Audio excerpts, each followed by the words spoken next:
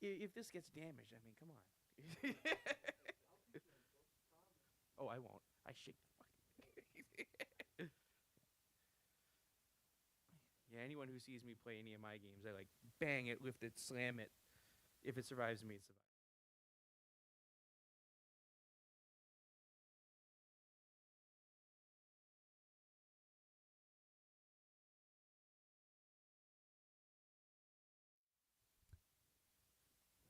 Hello, everybody.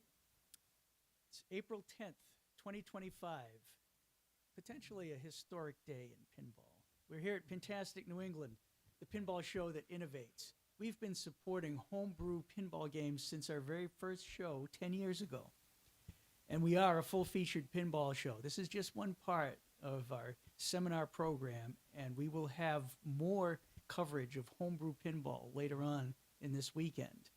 And you can also plan on more coverage next year for our dates of April 9th to 12th, 2026. What we have here is a seemingly impossible game to build. The Pinball Circus Homebrew, done by the gentleman you see there, John Manuelian, aka Lynn, who built it by himself, where whole teams were apparently not able to accomplish as much. Now, Lynn, Yes. you usually do original designs. You've done so many homebrew games that are original. What Yep. made you decide you wanted to do a redo of somebody else's design? A couple of reasons. First reason, I wanted to challenge myself. Basically, I treated this like the boss of a level. Can I defeat the boss and make it? Really that. Secondly, I wanted one. And thirdly, people should be able to play the game. So if I'm able to bring it around, which it's an uphill battle sometimes to get it around, but I want the public to be able to play the game. It's a cool game.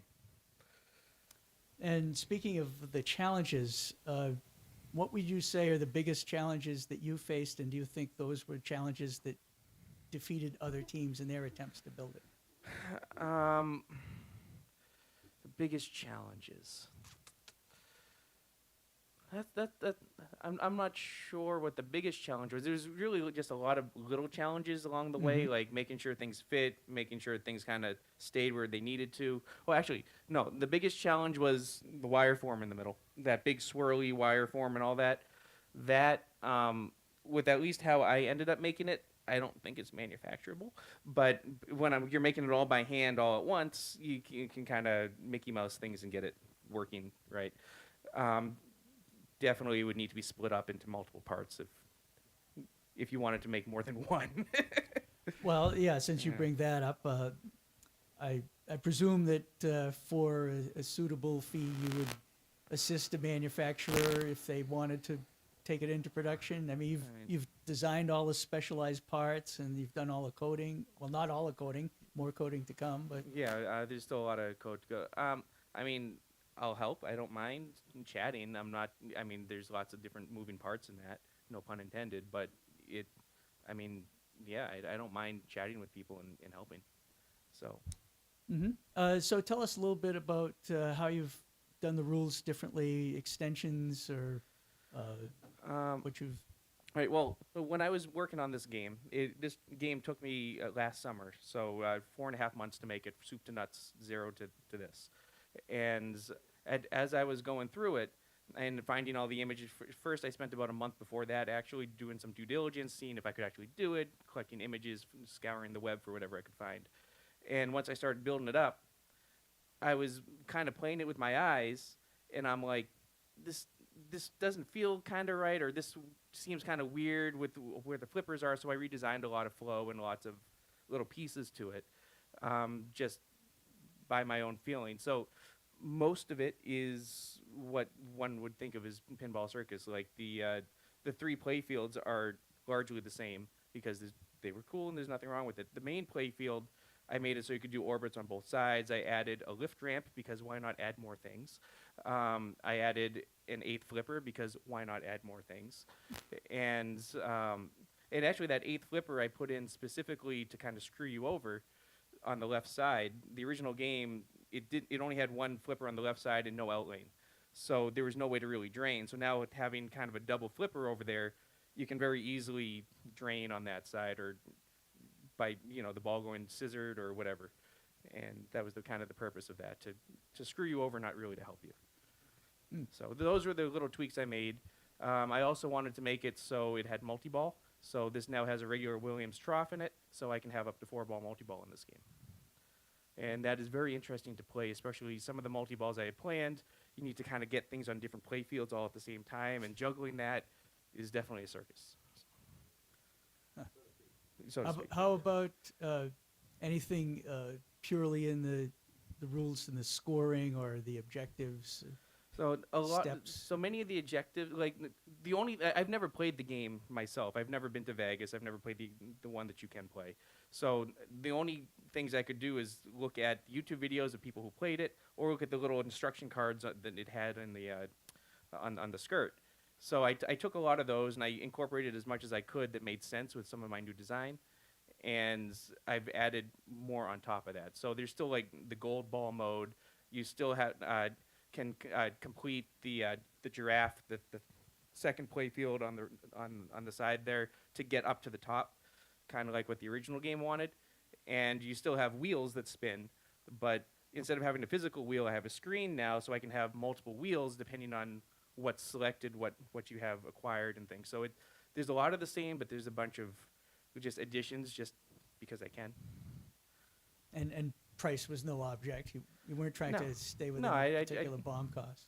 No, I was just, well, I mean, some of the bomb cost is going to be cheaper because I don't have some physical things, but other bomb costs are going to be higher because, so it give and take with what you add and what you remove. And one big yeah. change that I made. Line up for questions. Oh, yeah, you line up for questions if you have questions. One big change I made, you'll notice I don't have the elephant on there. I do plan on making a little elephant toy, but with multi-ball, there's going to be lots of ball hang-ups and problems with that whole elephant mech.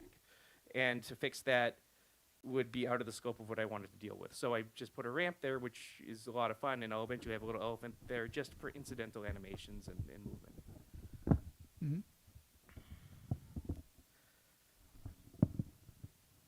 Okay, Dave, your question? Yeah, David, the Classic Pinball Podcast. So that game, I played a Pinball Circus at Allentown a couple years ago. Really fun game. Again, not quite finished, but was fun. And it's a Python Angelo game. So this one here again, I don't know if you must have said something, I didn't quite get it though. Mm-hmm. How did you actually acquire the cabinet and what you had already? How did you actually get that? I designed the cabinet in SolidWorks, and I built it by hand. Wow, okay. So this is all you. It's All me, yeah. All the play fields I designed, and I made changes. So I have a CNC machine, I have a vacuum forming machine, I have a whole bunch of fabrication tools. So I once I cut them, there's a sign shop nearby that has a flatbed printer. I brought it to them to just do a direct print right on the thing, so it really looks nice. And yeah, all the artwork I had to recreate pixel by pixel based on blurry pictures that I could get off of things. So yeah, it was all me. So you've played this game before? You have not played No, it? I've never. Well, Never- I play it now. Yours, I've never yeah. played it beforehand. No. Okay, okay. So you're just going off what you Yeah. saw online? Wow. Yeah. That's impressive. Yeah, well done. Can't wait to try it. Well, you get your opportunity over Absolutely. the course of the weekend. We'll be in our custom game room. Okay, so and this was 4.5 months of Yeah, build time. 4.5 months of build time and about. Yeah. I'm a loony. Do you have a day job? Yeah. Okay, see. Yeah, this is I got a 4.5 day months of his spare time. Yeah, and I have a family, so my spare time. Yeah. I'm a game developer. Well, a video game, mobile. Yeah. Question here, Derek. Have you contacted anybody who maybe at Planetary Pinball or anybody that worked at Capcom back in the day that retired back in the day, but they did work on that game? Nope. This was all. Solid. Okay, and no contact Nope. with Laughlin, who had all the. No. It leftovers. was all what I found online and what I could infer and what kind of fit. Like the nice thing with pinball is once you start building something, especially if you're trying to remake something, everything kind of has its place. So I couldn't take a play field and move it to the right a little bit more because then it wouldn't line up with what's underneath it, so to speak. And since this is already there, I saw pictures. I knew that like the elephant playfield needed to be on the left side and a little bit to the front. So how does that line up? If I look straight down, oh, that looks a little bit like what I see online. That's close enough. And hey, there's spots where I can drill the hole. So great. There was a lot of that, and so there's definitely going to be differences. It's all from my own work, but it came out pretty good, I think, and it plays pretty well. How much more do you expect to do on the rules? I have a lot code more in general. rules to put in. I have plans for multi-balls. I didn't get them added in yet. Maybe they'll appear magically through an update this weekend. I have wizard modes planned. I have additional multi-balls. Like I have a Python multi-ball I want to add in, and Python wheels and things. Because no, the original Pinball Circus had this Python toy in the middle, and I've heard various degrees of, oh, it never worked, oh, it was cool, or it didn't, and I just didn't want to try to add that thing. So instead, if you look closely at my game, on the left slingshot, I used I don't know, what was it, a Hobbit, one of the Hobbit slingshots thing, and then we put a Python head on that, so it kind of bites the ball when it hits the slingshot. So it's kind of there, but instead, you'll have a more traditional flipper layout instead of like a weird offset or something. Hey, George? Yeah. Question? Could this game be produced commercially? And the second part of the question is, who owns the IP? Well, I don't own the IP, so I'm not producing it commercially. I made this one and done. I'm happy with it. I'll just keep working on it. Williams and Planetary Pinball still own the IP, so it would be up to them. Yeah, in fact, Nap Arcade recently reported that Planetary took steps to lock down the trademark on the name.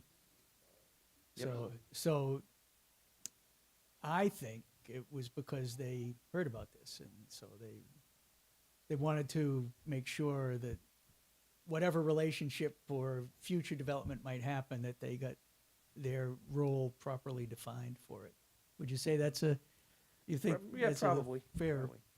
idea of what they're not looking to prevent this from ever being built by anybody, as far as we can Right. tell. You just can't have a floating IP that and any hobo off the street can just build one. That's like not great. Yeah, Brian, you have a question? What are you using for code and electronics to drive it? I'm using a $120 cheap single board computer to run the thing.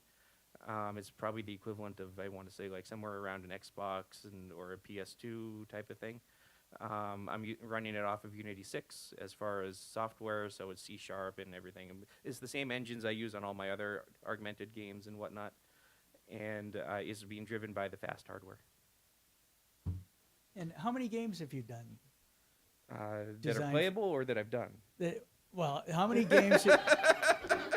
How many games have you designed and brought to some level of physical realization? Okay.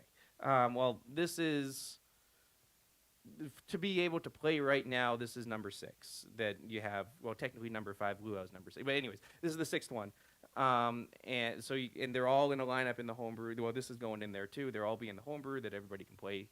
And except for this one, all the other ones are going to be at the Electromagnetic Pinball Museum in Pawtucket. They're always open for people to play them on location. And as far as what I've designed, I don't know, a dozen plus. I have a lot of playfields I haven't finished up, or like I had a Tail of the Dragon playfield once from years ago, which I had to use the cabinet for another game, but eventually I put it back in a cabinet. So I have a lot of things going on.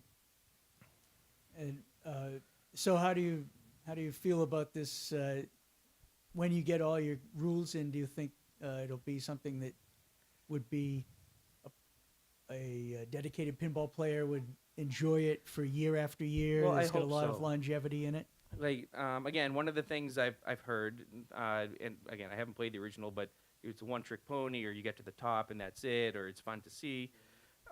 So I wanted to add more pinball-y rules into this. I wanted to make it feel like there are more things to do than just get to the top. Maybe I need to complete this ring or this mode or get into the wheel or something else. That's why I added the multi-balls. That's why I have a more formal wizard mode with goals to get to the wizard mode. There's always the the need to climb, but you don't always have to climb.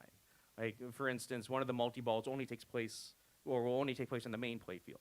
Another multi-ball will only take place on the mini play fields, and if you stack them, then you have other things going on, right? So I'm trying to make your risk rewards and the things that everybody kind of likes. Or if you're just a casual player, you go up and you see, ooh, this is neat, type of scenario, right?